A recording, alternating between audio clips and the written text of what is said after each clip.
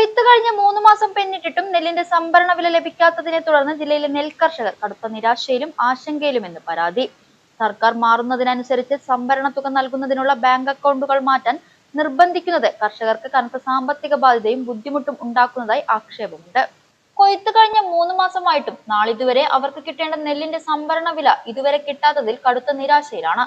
കഴിഞ്ഞ സർക്കാർ നെല്ലിന്റെ സംഭരണ വില പാലക്കാട് ജില്ലയിൽ സൊസൈറ്റികൾ മുഖേന നൽകാൻ തീരുമാനിച്ചിരുന്നു. അതിന്റെ അടിസ്ഥാനത്തിൽ എല്ലാ കർഷകരോടും സൊസൈറ്റികളിൽ അക്കൗണ്ടുകൾ തുടങ്ങാൻ പറഞ്ഞിരുന്നു.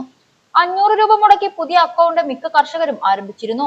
എന്നാൽ പുതിയ സർക്കാർ വന്നതിനു ശേഷം നെല്ലിന്റെ സംഭരണ വില കാനറ ബാങ്ക് വഴിയോ സ്റ്റേറ്റ് ബാങ്ക് ഓഫ് ഇന്ത്യ വഴിയോ നൽകുമെന്നാണ് പറയുന്നത്. കർഷകരെ സംബന്ധിച്ചിടത്തോളം ഓരോ വർഷവും വ്യത്യസ്തമായ ബാങ്കുകളിൽ അക്കൗണ്ട് തുടങ്ങുന്നതിലൂടെ അക്കൗണ്ട് തുടങ്ങാൻ വലിയ സംഖ്യ അനാവശ്യമായി ചിലവാക്കേണ്ടി വരുന്നു.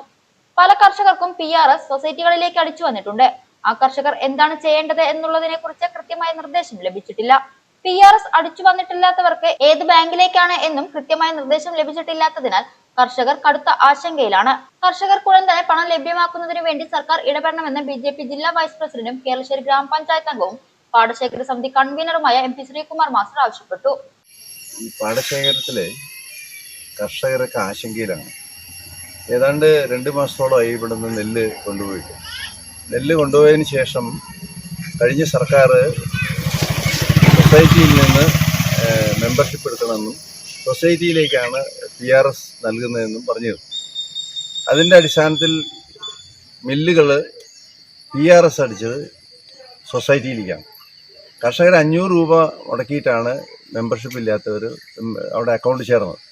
അതിനുശേഷം മാറി വന്ന സർക്കാർ പറയുന്നു ഇപ്പോൾ സ്റ്റേറ്റ് ബാങ്ക് ഓഫ് ഇന്ത്യയും കാനറ ബാങ്കിലേക്കുമാണ് കൊടുക്കുന്നത്. കർഷകരെ സംബന്ധിച്ചിടത്തോളം പണം കിട്ടാത്തൊരു സാഹചര്യമാണ്. കഴിഞ്ഞ 2-3 മാസമായിട്ട് വളരെയധികം ദാരിദ്ര്യത്തിലാണ് ഇപ്പോഴത്തെ കർഷകർ. അതുകൊണ്ട് ഉടനടി തന്നെ ഈ PRS ഏത് ബാങ്കിലേക്കാണോ ആ ബാങ്കിൽ നിന്ന് കർഷകർക്ക് ഉടൻ തന്നെ പണം കിട്ടാനുള്ള സംവിധാനം ബന്ധപ്പെട്ട വകുപ്പും സർക്കാരും ചെയ്യണം എന്നാണ് പറയാനുള്ളത്.